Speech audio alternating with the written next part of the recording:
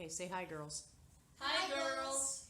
Hi, I'm Daisy and I'm in 3rd grade.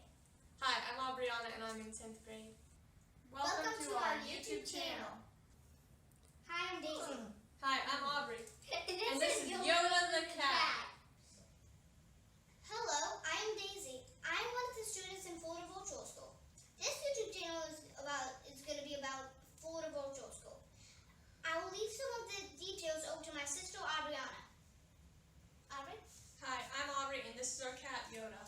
I'm here to tell you a little bit about our channel, which will be highlighting what we do in virtual school, whether it be our classroom setup or how we manage our schedules.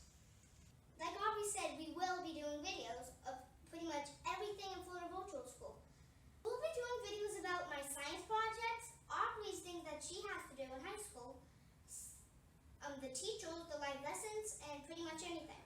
We will be doing everything that Florida Virtual School counts, as in the science projects, the science experiments, what things they gave me in the box, and of course Aubrey's things that she has to do in high school.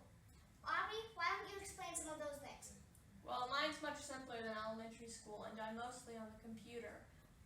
So most of that would just be covering live lessons and my own way of setting up a time period to work.